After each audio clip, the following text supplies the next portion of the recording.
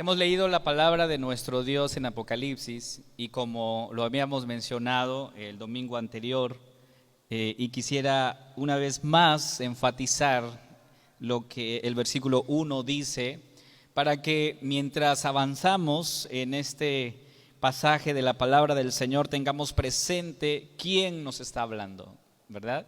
Dice el versículo 1, la revelación de Jesucristo. O sea, jamás nos olvidemos que eso es la revelación de Jesucristo. El Señor nos habla, el Señor habla a su pueblo, el Señor habla a su iglesia, es la revelación de Jesucristo. Entonces, es importante tener presente eso, hermanos, tener presente la revelación del Señor. Apocalipsis nos presenta precisamente a Cristo en todo su esplendor. Pero desde el versículo 1, como lo hemos mencionado, el escritor Juan, como lo conocemos, Juan de Patmos, hace énfasis en la revelación de Jesucristo. O sea, de lo que se trata es lo que Cristo ha revelado a su iglesia. Y las iglesias de Asia Menor tienen que recordar esto y mantener viva esta imagen del Cordero de Dios en todo este tiempo de prueba. Los versículos que hoy vamos a estudiar dan evidencias de esto que estamos diciendo acerca de Cristo, tener una visión de Cristo, de lo que hizo y está haciendo en medio de su pueblo, en medio de su iglesia. Podemos entonces afirmar categóricamente y proclamar que nuestro Señor Jesucristo es digno de adoración.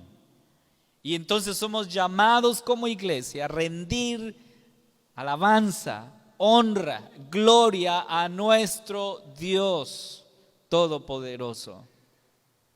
Él es digno de alabanza, Él es digno de adoración. Y la pregunta es ¿por qué? Porque Él es digno de alabanza y adoración. Primero, ¿por quién es Cristo? Desde el versículo 1 ya se nos está presentando quién es Cristo.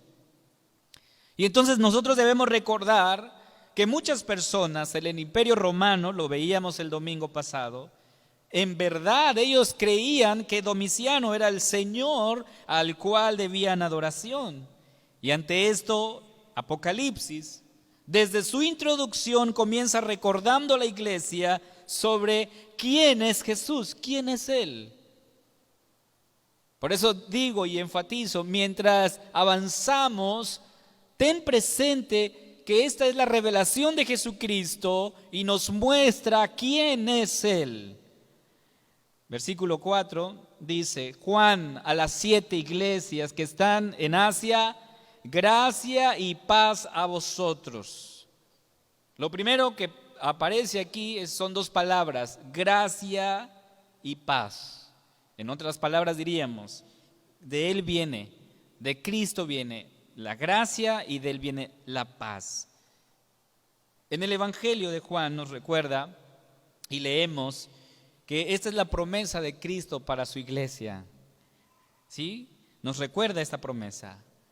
Juan 14, 27 dice, la paz os dejo, mi paz os doy. Yo no os la doy como el mundo la da. No se turbe vuestro corazón ni tenga miedo. ¿De quién? ¿De dónde viene la paz? ¿Cuál es la fuente de la verdadera paz? De Cristo.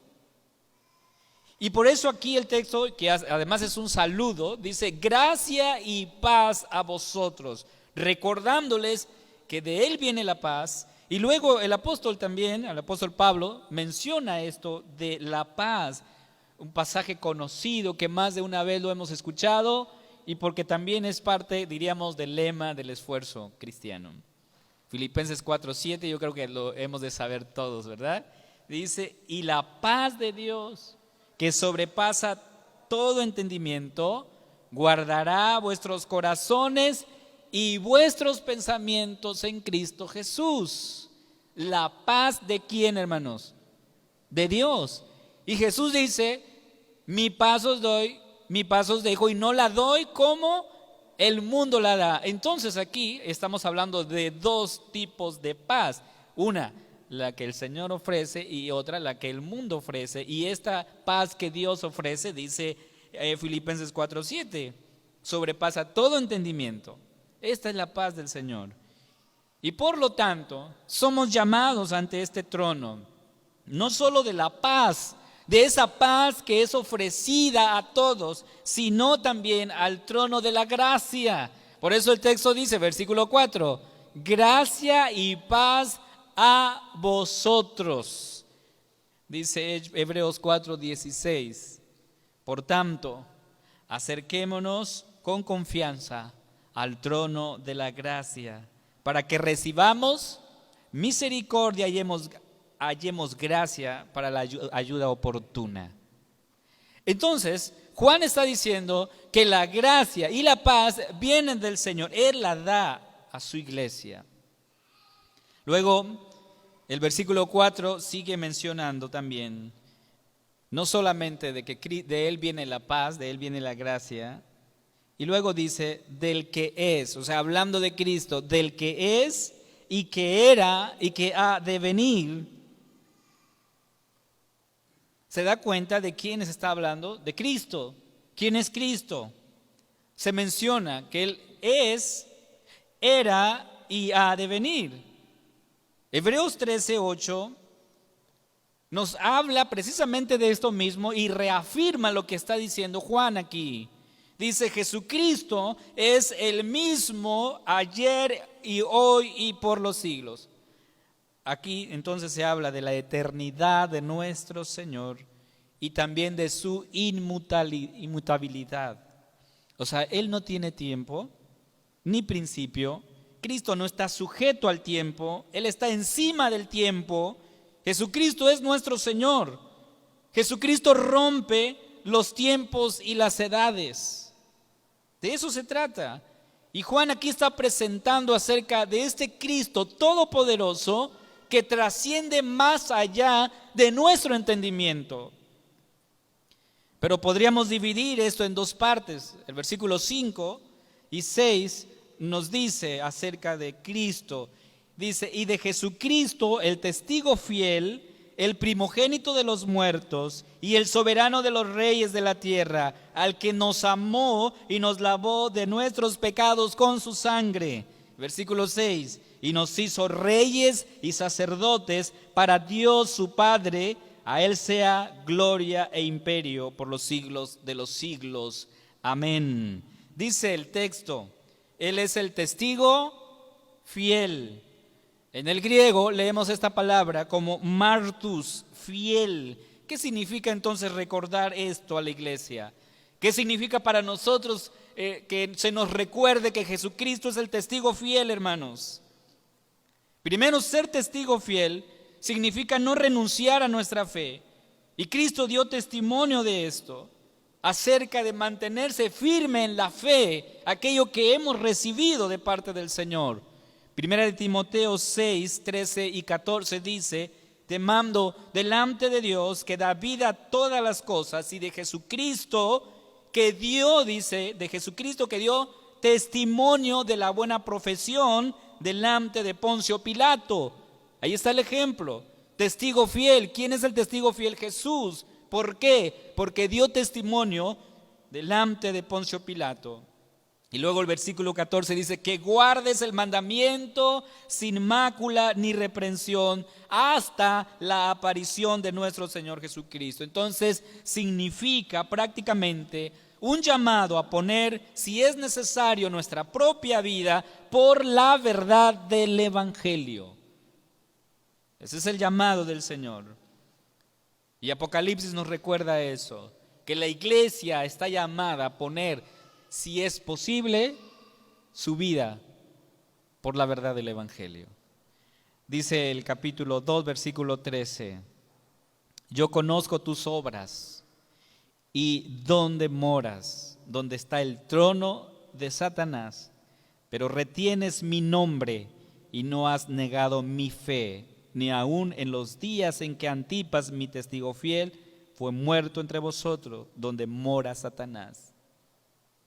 O sea, aquí está diciéndonos Juan que la iglesia está pasando por una cruel persecución, pero se está manteniendo fiel, firme a eso que está sucediendo.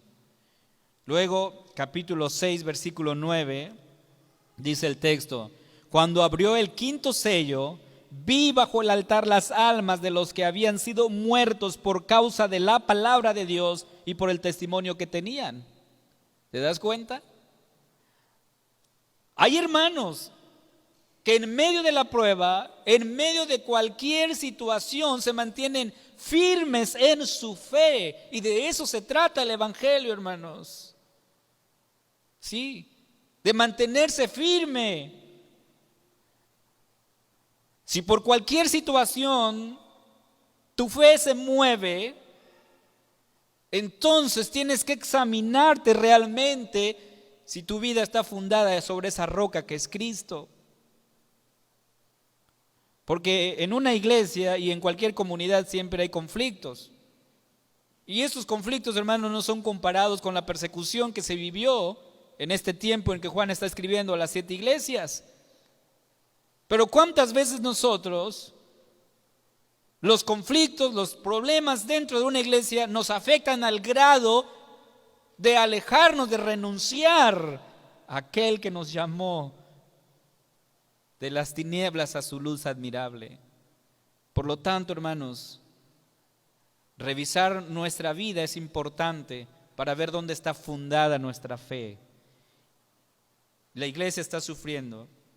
Y hay otros pasajes que podríamos leer, pero de lo que estamos hablando es que Cristo es el testigo fiel. Cristo es el testigo fiel. El Salmo 89, versículo 37 dice, como la luna será firme para siempre y como un testigo fiel en el cielo. Y esto hace referencia a esto que estamos mencionando. Pero Juan no solamente dice que Cristo es el testigo fiel, sino también primogénito de los muertos. Así lo hemos leído. Él es el primogénito de los muertos. Dice ahí el versículo 5, y de Jesucristo el testigo fiel, el primogénito de los muertos. Al testimonio fiel de Cristo como crucificado, sigue obviamente, naturalmente, la resurrección de Cristo como primer nacido de entre los muertos. Él resucitó y el Salmo 89, 27 nos dice, yo también le pondré por primogénito, el más excelso de los reyes de la tierra. Entonces la resurrección de Cristo nos garantiza a cada uno de nosotros nuestra resurrección, ¿sí? Resucitaremos con Él. El apóstol Pablo nos habla de eso en Colosenses 1:18 y nos dice, y Él es la cabeza del cuerpo que es la iglesia, el que es el principio, el primogénito de entre los muertos, para que en todo tenga la preeminencia. Jesús resucitó y nosotros predicamos la resurrección de Cristo. De hecho, el Evangelio, ese es el mensaje del Cristo resucitado. Nosotros predicamos a un Cristo que resucitó, hermanos. Dice 1 Corintios 15, 20 al 23, mas ahora Cristo ha resucitado de entre los muertos, primicia de los que durmieron es hecho, porque por cuanto la muerte entró por un hombre, así también por un hombre la resurrección de los muertos. Porque así como en Adán todos mueren, también en Cristo todos serán vivificados, pero cada uno en su debido orden. Cristo, las primicias y luego los que son de Cristo en su venida. Aquí hay un orden, de manera sistemática. Pero lo que nos está hablando es que Cristo resucitó, de eso se trata, hablarnos de la resurrección de Cristo. Y no solamente dice que Cristo resucitó, también nos dice que Él es el soberano de los reyes de la tierra. Así dice el versículo 5, y el soberano de los reyes de la tierra. Ahora, esto es importante. Cristo fue obediente hasta la muerte, así dice la palabra del Señor. Pero Cristo es exaltado a la diestra del Padre. Filipenses 2, 9 al 11 dice, por lo cual también le exaltó hasta lo sumo y le dio un nombre que es sobre todo nombre, para que en el nombre de Jesús se doble toda rodilla de los que están en los cielos y en la tierra y debajo de la tierra, y toda lengua confiese que Jesucristo es el Señor, para gloria de Dios Padre.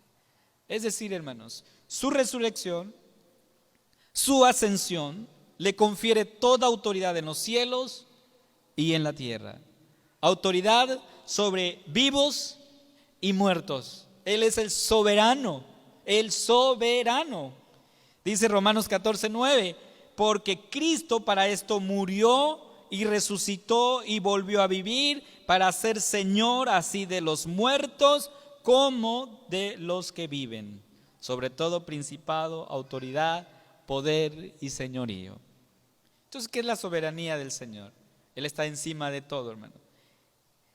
Él hace las cosas como quiere, cuando quiere y donde quiere, y nadie le dice qué haces. Él es el soberano. Por lo tanto, vemos a Juan desde la isla donde está encarcelado. Juan se atreve a decir que Cristo es el soberano de los reyes de la tierra. No es Domiciano, sino Jesús de Nazaret, crucificado y resucitado. Esto obviamente fue un insulto a Domiciano, el hecho que Juan se pronunciara de esta manera y dijera, no, esperen. Domiciano no es nuestro Señor. Nuestro Señor es Cristo, Jesús. Él es nuestro Señor. Entonces podemos nosotros afirmar, amados hermanos, y categóricamente, proclamando que nuestro Señor Jesucristo es digno de adoración. Primero, por quién es Él, quién es Jesús, lo hemos visto. Pero también por su acción redentora. ¿Qué hizo? Hemos visto quién es Él. ¿Qué hizo Jesús, hermanos? Dice ahí el versículo 5, al que nos amó y nos lavó de nuestros pecados con su sangre. ¿Quién es Jesús? Ya hemos visto, el soberano, el primogénito de los muertos, el Señor de todo.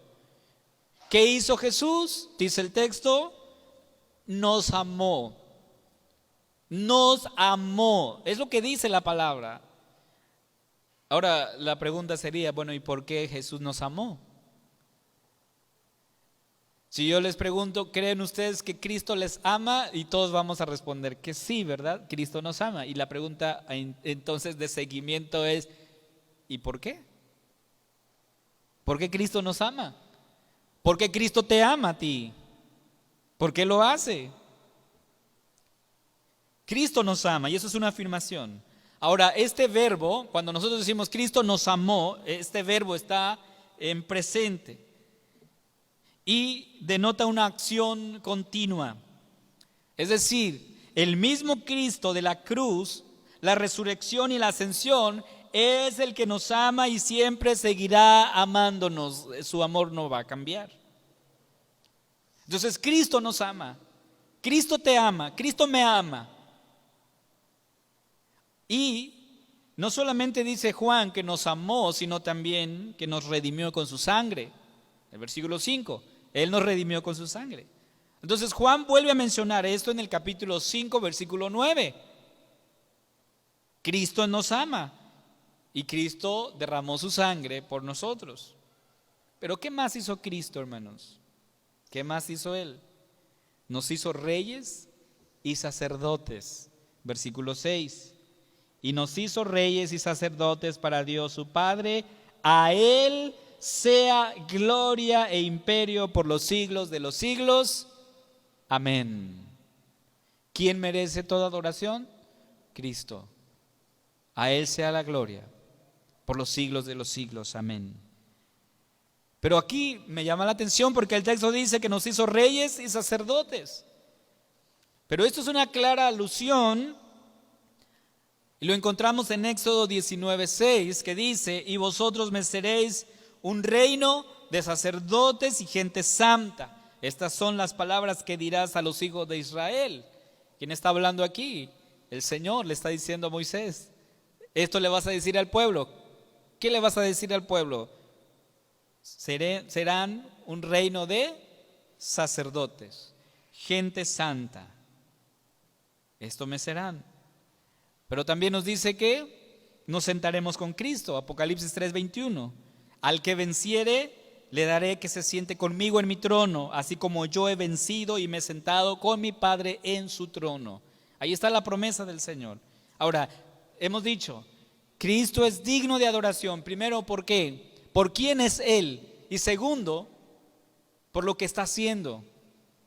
¿Qué hizo por nosotros? Nos amó y nos ha lavado en su preciosa sangre todos nuestros pecados. Hemos sido redimidos por Cristo.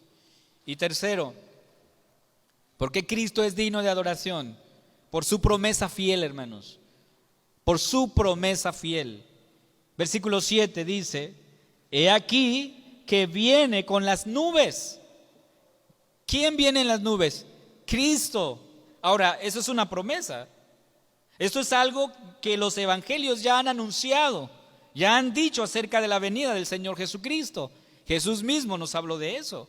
Mateo 16, 27 dice, porque el Hijo del Hombre vendrá en la gloria de su Padre con sus ángeles y entonces pagará a cada uno conforme a sus obras. O sea, Jesús mismo está anunciando desde ya que Él volverá por su pueblo. Es su promesa, Jesús volverá. Yo creo que todos los que estamos aquí creemos que Cristo va a volver. ¿Sí? Él vendrá por su iglesia. Mateo 26, 64 dice, Jesús le dijo, tú lo has dicho, y además os digo, que desde ahora veréis al Hijo del Hombre sentado a la diestra del poder de Dios, y viniendo en las nubes del cielo. En la pregunta misma, por parte de los principales sacerdotes, cuando le están interrogando sobre muchas cosas, Jesús afirma que volverá. Y desde ese día, hermanos, desde ese día hasta el día de hoy, estamos hablando y estamos predicando y estamos anunciando que Jesús volverá por su iglesia. Jesús viene. Lo hemos predicado. Pero ¿qué dicen las personas? Bueno, no estoy seguro que Jesús vendrá, algunos dicen. Otros dicen, bueno, si va a venir, pues ya se tardó mucho, ¿no? Pero ¿qué dice la palabra, hermanos? Segunda de Pedro 3:9. El Señor no retarda su promesa, según algunos la tienen por tardanza, sino que es paciente para con nosotros, no queriendo que nadie perezca, sino que todos procedan al arrepentimiento. Él volverá, hermanos. Jesús vendrá en las nubes. Y cuando el texto aquí, Juan está diciendo que vendrá en las nubes, no se refiere a las nubes comunes que tú ves ahora, no, sino a las nubes de gloria. En el Antiguo Testamento, Dios se manifestó muchas veces en medio de una luz potente, incandescente, conocido como el Shekinah o nube gloriosa. Y de alguna manera Juan está diciendo, Jesús vendrá en esa nube. Luego el texto dice, los que lo traspasaron harán lamentación por él, versículo 7. Primero dice que todo ojo le verá. Y luego dice, y los que traspasaron y todos los linajes de la tierra harán lamentación por él. Esto se refiere entonces a los judíos que fueron responsables de la crucifixión de Cristo. Y cuando dice que harán lamentación, no se refiere a una lamentación de cuando alguien dice, wow, lo siento. No, sino a un arrepentimiento de culpabilidad. Se sentirán culpables por lo que hicieron, pero sobre todo el temor al castigo. Dice Apocalipsis 6, versículo 16, dice así la palabra del Señor. Y decían a los montes y a las peñas, caed sobre nosotros, escondednos del rostro de aquel que está sentado sobre el trono y de la ira del Cordero. El temor al castigo, hermanos. Entonces, Jesús afirma que Él volverá desde las primeras páginas de este libro, Apocalipsis. Jesús volverá por su iglesia. Y eso es una promesa que sí o sí se va a cumplir, hermanos. La pregunta para nosotros hoy es, ¿estamos listos? ¿Estamos preparados? Esa es la pregunta para nosotros. Porque podemos afirmar categóricamente que las promesas del Señor son fieles y verdaderas. Por lo tanto, debemos proclamar y esperar en su promesa. Él va a volver, Él vendrá por su iglesia. Y a lo largo de la historia, hermanos, Dios ha mostrado que su promesa se cumple.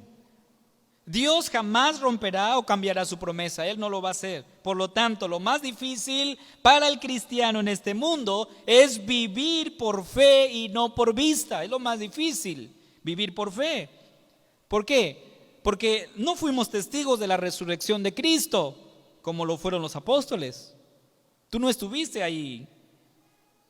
Por lo tanto, vivimos sobre la base del testimonio de aquellos que nos precedieron. ¿Sí? Esto significa que debemos caminar por fe, creer que esto es realidad. Porque saben, hermanos, una cosa es creer en Dios, una cosa es creer que hay Dios. Muchos creen en Dios, muchos creen que hay un Dios, y otra cosa es creerle a Dios. ¿Usted le cree a Dios? Porque Él ha dicho en su palabra que Él volverá. Él vendrá por su iglesia.